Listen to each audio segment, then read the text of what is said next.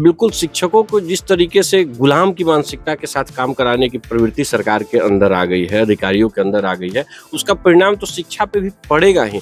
सरकार शिक्षक को परेशान करते-करते अब छोटे-छोटे नौनिहाल बच्चों को ही परेशान कर रही हुई है। ये कौन कर रहा है सर? वोट बैंक की राजनीति करने वाली सरकार, शिक्षकों से तो बदला ले रही है बिहार सरकार। पूरे बिहार को विदित है कि ये सारा गेम अगर हो रहा है तो संगठन अपने किए गए कर्मों का परिणाम भुगत रहा है। इतने भागों में शिक्षक बंट चुके हैं, बिहार के संगठनों के लड़ने के अलावा कोई रास्ता नजर नहीं आता। नमस्कार, आप देख रहे हैं आउटपोस्ट और मैं हूं आपके साथ निर्भय किशोर।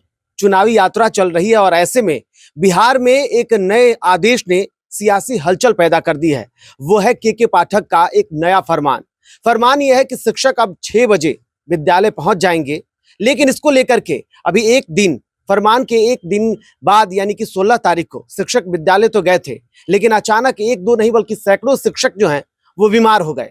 ऐसे में क्या अब इस स्थितियों को लेकर के शिक्षा विभाग तैयार तो होगा ही, क्योंकि आदेश उनके हैं, लेकिन शिक्षक संघ में किस तरीके के तस्वीरें देखने को मिल रही है, क्या आक्रोश है, क्या इसका विरोध होगा, तमाम बातों को लेकर के हमारे साथ बिहार प्रादेशिक शिक्षक कल्याण संघ के प्रदेश महासचिव हैं, हमारे साथ आनंद मिश्रा जी हैं। सर बहुत बहुत स्वागत है। जी धन्यवाद। सर सबसे बड़ी बात, एक तरफ सरकार का फरमान, अब खाना भी छोड़ करके विद्यालय चलेगा क्या? बिल्कुल, शिक्षकों को जिस तरीके से गुलाम की मानसिकता के साथ काम कराने की प्रवृत्ति सरकार के अंदर आ गई है, अधिकारियों के अंदर आ गई है, उसका परिणाम तो शिक्षा पे भी पड़ेगा ही। आप जबरदस्ती किसी को बैल की तरह जोत करके खेत नहीं जोतवाना है, बच्चों को मानसिक स्तर से पठन पाठन के कार्य करवाना है। और शिक्षक के साथ साथ भोले भाले उस छोटे बच्चों का भी है। अगर हम कह सकते हैं कि प्राइमरी एजुकेशन में देखा जाए तो बच्चों को तो एमडीएम 10 साढ़े 10 के बीच में दे देना है, लेकिन हायर एजुकेशन में अगर जाते हैं 9th 10th 11th 12th में, तो उन बच्चों को तो लंच ब्रेक में घर जाकर खाने की भी मौका नहीं मिलता है और उनके यहाँ विद्यालय में कोई व्यवस्था नहीं होता है। तो और सुबह 6 बजे किसी के यहाँ ये क्षमता अभी नहीं है कि वो खाना बना करके घर से उनको मम्मी पापा दे देंगे। और उनकी जो सरकारी विद्यालय में बच्चे पढ़ते हैं, उनकी आर्थिक हालात भी ऐसे नहीं है कि उनको ब्रेकफास्ट की व्यवस्था हो परिवार की तरफ से मिलता होगा। लेकिन जो स्थिति बनी है, सरकार शिक्षक को परेशान करते-करते अब छोटे-छोटे नौनिहाल बच्चों को ही परेशान कर रही है। सुबह 6 बजे से लेकर के 12 बजे तक, यानी तपती दोपहरिया में उनको घर जाने की नौबत आ जाती है। यानी लू लहर जो हम कहते हैं कि जो भीषण गर्मी है, प्रचंड गर्मी, इस गर्मी में बच्चों को विद्यालय आने और जाने की परेशानी होगी। अच्छा, एक शिक्षक के तौर पर देखा जाए सर, बखूबी आप समाज को गढ़ने वाले हैं, सम्मानित पद है। एक तो हालात आज जैसे बन चुके हैं समाज में भी आपके प्रति, क्योंकि कई लोग अब ये लगातार कह रहे हैं कि इस बार शिक्षकों के लिए बेहतर हो रहा है। पहले लोग ज्यादा आकर्षित होते थे, लेकिन आज हालात बदले हुए हैं। सारे हालातों को देख करके एक समाज के रचनाकार आप हैं सर, क्या इन सारे बदलाव से आपको बदलाव दिख रहा है क्या? ये समाज में बदलाव जो है ना, ये बदले की भावना की तरह प्रतीत होती है। शिक्षकों को जो गर्मी की छुट्टियां मिलती थी, या शिक्षकों को जो कुछ राहत होती थी विद्यालयों में कि पर्व त्योहार में अपने गांव घर में नौकरी कर रहे थे, वो अच्छा था। इस बार जो शिक्षकों की बहाली हुई, तबादला, उनको मनचाहा जगह तो मिला नहीं। दूर दराज के क्षेत्र में अपने घर से 100-200 किलोमीटर दूर लोगों को पोस्टिंग कर दिया गया। ऐसी स्थिति में वो सुबह 6 बजे काम करेंगे तो समाज में उनको, लोगों को तो अच्छा लग रहा है कि शिक्षक प्रताड़ित हो रहा है, लेकिन उसका दुष्परिणाम समझ में नहीं आता। जहां गुरु को सम्मान नहीं मिलेगा और समाज की मनोस्थिति है कि हमारे आस पड़ोस के लोग, कोई भी जो नियोजित शिक्षक थे पूर्व में, आज भी जो नियोजित शिक्षक है, उनके आस पड़ोस के लोगों को कह सकते हैं कि गांव गुतिया के लोगों को ये बर्दाश्त नहीं होता है कि हमारा बच्चा सीआरपीएफ में नौकरी करता है तो छत्तीसगढ़ में जाकर ड्यूटी करता है, और ये मास्टर की नौकरी कर रहा है, घर की ही नौकरी कर रहा है, और ये आके हर पर्व त्योहार में घर पे है। तो ये जो समाज की जो कटुता की भावनाएं थी, उसको सरकार ने उजागर करके समाज की ताना बाना को ही बिगाड़ने का काम किया है। शिक्षकों से बदला लेने की प्रवृत्ति मुझे लगता है कि वहीं से प्रतीत हुई है। ये कौन कर रहा है सर? वोट बैंक की राजनीति करने वाली सरकार, शिक्षकों से तो बदला ले रही है बिहार सरकार। तो मतलब नीतीश कुमार, बीजेपी, किसको? बीजेपी या आरजेडी को तो नहीं कहा जा सकता, क्योंकि इन लोगों ने सत्ता में रह के भी मुखर होकर के बात को रखा है। और जिस तरीके से माननीय मुख्यमंत्री जी ने सदन में भी कहा था कि विद्यालय 10 से 4 चलेंगे, और फिर उनके ही आदेश को माननीय के अधिकारी के द्वारा लागू नहीं करवाया गया, और उसके बाद भी अधिकारी के पक्ष में मुख्यमंत्री जी का खड़ा होना, पूरे बिहार को विदित है कि ये सारा गेम अगर हो रहा है तो ये बड़े देखिए, स्तर से एक चीज ये मुख्यमंत्री देखा स्तर जाए, से। लगातार आप कई आदेशों को देख रहे हैं। एक तरफ लगातार आदेश आते हैं, अगले शाम या तो उसको बदल दिया जाता है या फिर कुछ और तस्वीरें आती हैं। शिक्षकों के बीच में थोड़ी सी तो समस्याएं बन गई होंगी इन सारी हालातों को लेकर के। कहा यह भी जा रहा है कि नौकरी बचाना भी अब मजबूरी हो गई है। देखिए आदेश के बारे में और पत्र का वायरल होना और उसके बाद फर्जी हो जाना, इसके पीछे भी मेरा ये कहना है कि जिस पत्र से शिक्षकों को थोड़ा-सा खुशी मिलता है, थोड़ी-सी राहत मिलती है और 2-3 घंटे के बाद टेस्ट के बाद सोशल मीडिया से उनको लगता है कि शिक्षकों में खुशी का माहौल है, उस पत्र को फर्जी घोषित कर दिया जाता है।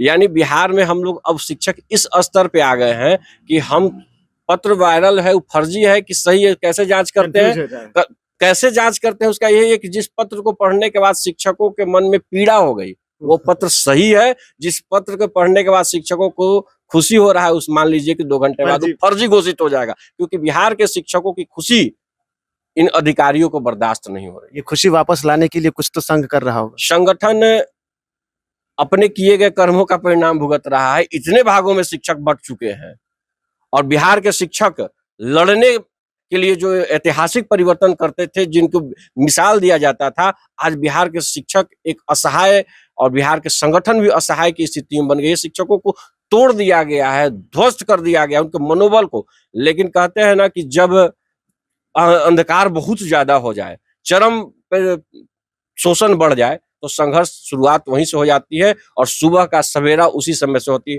तो ये प्रकाष्ठा की ओर बढ़ रहा है। बहुत जल्द सारे शिक्षक संगठन के लोग मिलेंगे और बिहार के तमाम खास करके हमारे यहाँ जो महिलाओं की संख्या बढ़ी है, शिक्षिकाओं की, बहनों की जो संख्या बढ़ी है, इसका परिणाम हुआ कि उनका आंदोलन में सहभागिता कम रहा और 60% महिलाएं हैं। तो आज जब महिलाओं की स्थिति ज्यादा नाजुक हो गई है, सुबह 6 बजे से 1:30 बजे तक विद्यालय में रहना, उनकी पारिवारिक जीवन को, ताना-बाना को ध्वस्त करने का जो सरकार का कार्यक्रम चला है, तो सबसे ज्यादा तो हमारी महिलाएं, बहनें ही स्वास्थ्य स्तर पर भी, पुरुषों को भी तो स्वास्थ्य स्तर पर स्वास्थ्य स्तर पे तो प्रभावित है, लेकिन हमको क्या है, पुरुष क्या है, घर पे खाना मिलेगा, हम खाएंगे, स्कूल चले जाएंगे। महिलाओं को तो बनाना भी है ना, अपने साथ साथ पूरे परिवार के लिए बनाना है और आकर के भी बनाना है। तो जो 2 बजे रात में उठेगी महिलाएं, तब ना खाना बना पाएंगी।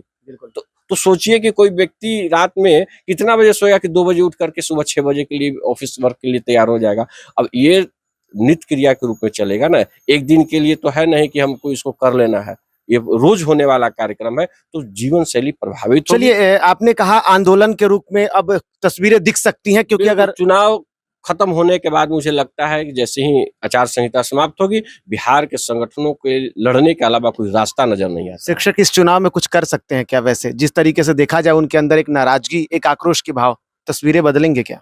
बिहार के शिक्षक कम संख्या में और है भी तो बिखरे हुए हैं। ये नहीं कह सकते हैं कि एक कंस्टिट्यूएंसी हमारा है और वहाँ पे हम उसको चेंज कर सकते हैं। लेकिन बिहार के शिक्षकों का जो वोटिंग है, जो बैलेट वोट के आधार पे है, उसमें सरकार के प्रति जो नाराजगी है, वो स्पष्ट दिखाई देगी और जिस तरीके से शिक्षकों का शोषण किया जा रहा है, उसका परिणाम उनके परिवारजनों के द्वारा वोटिंग प्रतिशत के रूप में भी दिखाई दे भी रहा है और आगे भी दिखाई देगा। अगले चरणों में भी उसका परिणाम तो जरूर दिखेगा। जो राजनीति करने वाले दल हैं, कितना भी दिखावा कर ले, अभी तो आप देख रही है कि सारे एमएलसी लोग लगे हुए हैं कि हम धरना देंगे, प्रदर्शन करें, लेकिन अपने सत्ता और राजनीतिक दल से बाहर नहीं निकल रहे हैं।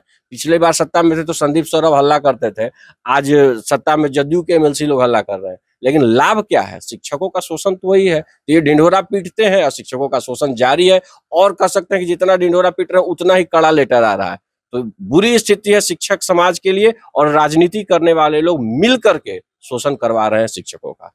चलिए, बहुत बहुत धन्यवाद सर। तो जिस तरीके की तस्वीरें लगातार बिहार में बन रही है और खासकर शिक्षकों को लेकर के, ये जाहिर है कि शिक्षक तो परेशान हैं, क्योंकि सुबह 6 बजे विद्यालय आना, और खासकर अगर देखा जाए तो अधिकतर इस बार जो नए शिक्षक हैं, डिजिटल जमाने में लोगों की दिनचर्या वैसे भी बिगड़ चुकी है, चाहे वो सोशल मीडिया पर ज्यादा वक्त तक सर्फिंग करना हो या फिर कई और कारण, और उसके बाद सुबह 6 बजे विद्यालय पहुंच जाना और इस पठन पाठन को बेहतर तरीके से चलाना, कई रूप में ये एक अलग स्थिति को पैदा कर रहा है, चाहे वो पढ़ाने के मामले में हो या शारीरिक रूप से। लेकिन जिस तरीके से पहले ही दिन अगर सैकड़ों शिक्षक बीमार हो गए, आने वाले दिन में तस्वीरें बदलेंगी और ऐसे में अब शिक्षक जो संघ है वो क्या कुछ करता है और इसका परिणाम आगे सरकार को किस तरीके से झेलना पड़ेगा, ये देखना होगा। फिलहाल इतना ही, नमस्कार।